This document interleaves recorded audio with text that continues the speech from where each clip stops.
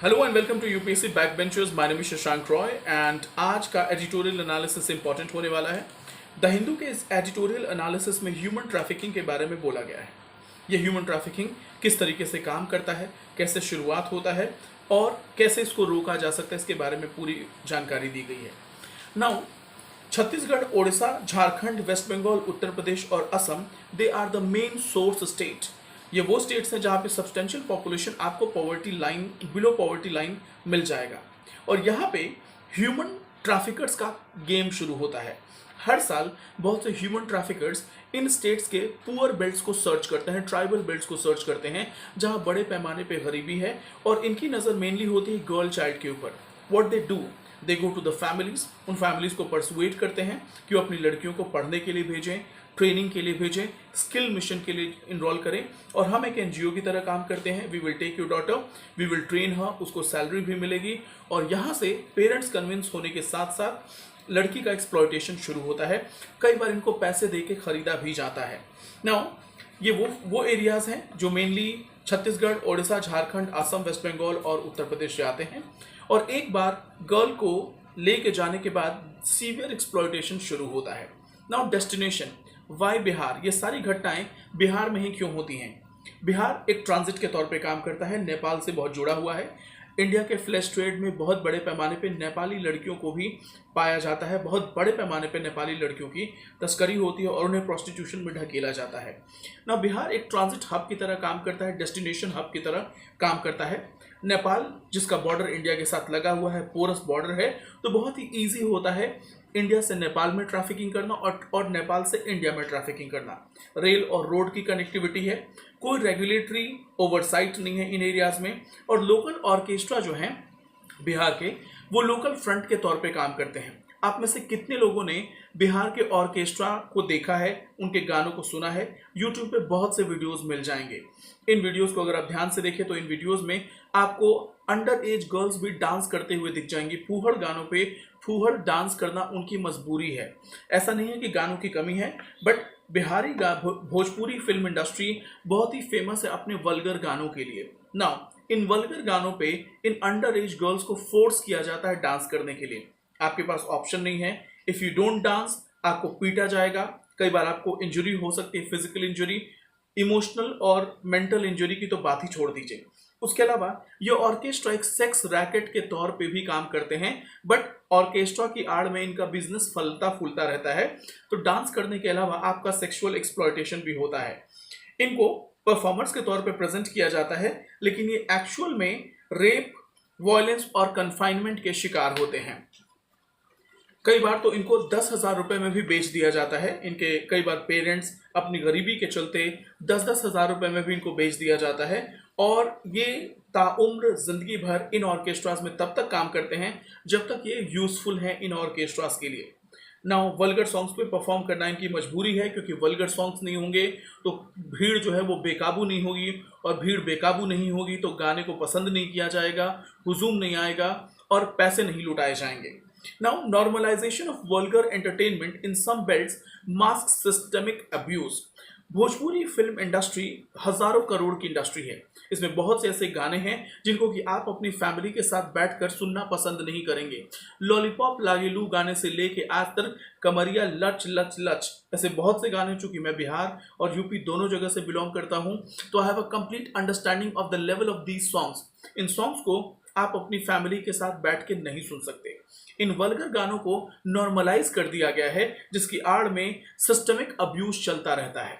Now data की अगर बात बोलें तो आपके सामने 2025 में बिहार से अब तक 271 लड़कियों को रेस्क्यू किया गया है, जिसमें से 153 ऑर्केस्ट्रा में काम करने वाली थी और 118 लड़कियों को पुश कर दिया गया था फ्लैश ट्रेड में।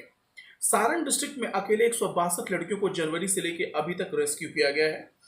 नेशनल क्राइम रिकॉर्ड ब्यूरो के हिसाब से 2,878 लड़कियों को ट्रैफिक किया जा चुका है, जिसमें 1,059 गर्ल्स हैं। इंटरनेशनल लेबर ऑर्गेनाइजेशन और यूनिसेफ के डेटा की अगर माने तो 138 million children are in labour force in child labour, जिसमें से 54 मिलियन जो हैं हजार्डस इंडस्ट्री में काम करते हैं। भीख मंगवाया जा सकता है आपको ट्रैफिक सिग्नल पे। बहुत से बच्चे सामान बेचते हुए दिख जाएंगे और इन बच्चों को भीख मंगाने से लेकर फ्लैश ट्रेड तक सब कुछ किया जाता है।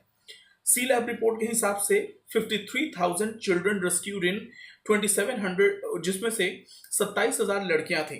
Legal action in every case लिया गया है, बट कन्विक्शन रेट बहुत कम है। नाउ क्वेश्चन ये है कि इंडिया जैसी कंट्री में क्या इन इतने बड़े मैटर पे कोई लॉ नहीं बनाया गया है? इंडिया में प्रॉब्लम लॉज का नहीं है, we have no dearth of laws, हमारे पास कानून की कमी नहीं है, बट प्रॉब्लम है उनके इम्प्लीमेंटेशन से।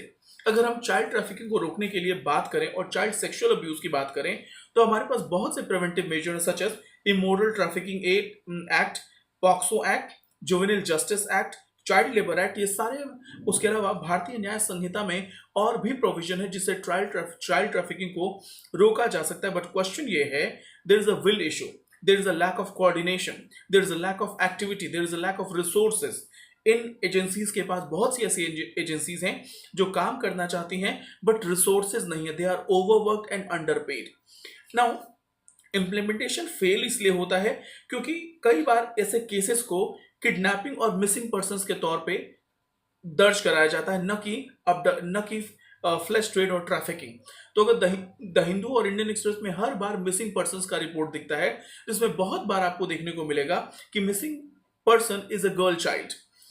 कन्विक्शन रेट बहुत कम है, एंटी ह्यूमन ट्रैफिकिंग यूनिट्स के पास रिसोर्सेज कम है, रेस्क्यूड गर्ल्स के पास सबसे बड़ा प्रॉब्लम यह है कि उनको अगर रेस्क्यू कर भी लिया तो वापस उन्हीं घरों में भेज दिया जाता है जहां से उनके घरों ने उनको पुश किया गया था ऑर्केस्ट्रा के लिए या फ्लैश ट्रेड के लिए। ना क्वेश्चन ये है, will they be accepted back in the society? क्या वो एक नॉर्मल लाइफ जी पाएंगे? क्या उनकी फैमिली उनको एक्सेप्ट करेगी? क्या सोशल स्टिग्मा का खतरा नहीं होगा? और क्या ये लड़कियां फिर से अपनी एक शादीशुदा जिंदगी में सेटल हो पाएंगी? क्या उनसे कोई शादी करने के लिए तैयार होगा? सिर्फ फिल्मों में दिखाया जाता है कि एक बार गर्ल, ऑर्केस्ट्रा गर्ल और एक प्रोस्टिट्यूट से हीरो जो है वो शादी करने के लिए तैयार होता है। रियल लाइफ में ऐसा नहीं होता। Now what are the institutions involved here? Just right for children, इनके 250 से ज्यादा नेटवर्क सेंटर हैं। पटना हाईकोर्ट में एक पिटिशन फाइल हुआ कि ऑर्केस्ट्रा को में काम करने वाले बच्चों पे रोक लगाई जाए, और पटना हाईकोर्ट ने पूरे मामले को तत्परता से लिया और ये ऑर्डर दिया कि बिहार में काम किसी भी अंडर एज बच्चे को एम्प्लॉय ना किया जाए। रेलवे प्रोटेक्शन ग्रुप की भी बड़ी रिस्पॉन्सिबिलिटी है। Centre for legal action and behavioural change advocates prosecution centre deterrence की जरूरत है। जैसे ही ये मामला आए अरेस्ट होना चाहिए, और जब तक अरेस्ट नहीं होगा तब तक इसमें कोई भी डेटरेंस नहीं होगा और ये मामला ऐसे ही चलता रहेगा। नाउ डिस्ट्रिक्ट एडमिनिस्ट्रेशन, पंचायत और स्कूल्स का भी बहुत बड़ा रोल है। अगर स्कूल्स में कोई बच्चा लगातार कई दिनों तक नहीं आ रहा है तो ये मामला चाइल्ड ट्रैफिकिंग का हो सकता है, ये मामला चाइल्ड मैरिज का भी हो सकता है। पंचायत में हर कोई एक दूसरे को बहुत करीब से जानता है, तो पंचायत बहुत बड़ा रोल प्ले कर सकते हैं चाइल्ड ट्रैफिकिंग को रोकने में, और डिस्ट्रिक्ट एडमिनिस्ट्रेशन की रिस्पॉन्सिबिलिटी तो है ही है। नाउ की स्टेक होल्डर्स के बारे में बात कर देते हैं। Law enforcement agencies, for example आपका डिस्ट्रिक्ट पुलिस है, रेलवे प्रोटेक्शन फोर्स है, NGOs and civil society, transport authorities. अगर किसी बस कंडक्टर को, रोडवेज को लगता है कि कोई बच्चा ट्रैफिक हो रहा है तो इसमें कोई बुराई नहीं है कि वो उसको रिपोर्ट करें या खुद पूछताछ करें। Local governance, panchayat and schools, judiciary, labour and social justice department और कम्युनिटी मेंबर एंड सर्वाइवर्स, क्योंकि ये चाइल्ड ट्रैफिकिंग को अकेले कोई पर्सन लड़ नहीं सकता। There must be a concerted effort. Social media का भी उतना ही बड़ा रोल है, सोसाइटी का है, स्कूल्स का है, पंचायत का है। एथिक्स केस स्टडी में मैं आपको भेज दूंगा कि एथिक्स केस स्टडी में किस तरीके के क्वेश्चन आ सकते हैं। जैसे नैना एक 14 साल की लड़की होती है छत्तीसगढ़ से, जिसको कि प्रॉमिस किया गया था कि उसको डांसर के तौर पे ट्रेनिंग दी जाएगी बिहार में। उसके पुअर पेरेंट्स जो है, जिसको एक ट्रैफिकर डिसीव करता है, धोखा देता है और बहला फुसला के उस बच्ची को लेके जाता है। उसके बाद से जब वो लड़की उस डांस ग्रुप को ज्वाइन करती है तो उसे पता चलता है कि उसे डांस ट्रेनिंग नहीं दी जा रही, उसे ऑर्केस्ट्रा में डांस करना है, and she becomes victim of sexual abuse, serial sexual abuse. उसे अनहाइजीनिक कंडीशन में रहना पड़ता है और 6 महीने बाद उसको रेस्क्यू कराया जाता है। तो ये सारा का सारा मैं आपको केस स्टडी भेज दूंगा। फिलहाल this was the story, this was the editorial. अगर एडिटोरियल अच्छा लगा हो तो मुझे प्लीज थम्स अप दीजिएगा और कमेंट सेक्शन में मैं आपका इंतजार करूंगा। Thank you so much. जय हिंद, जय भारत।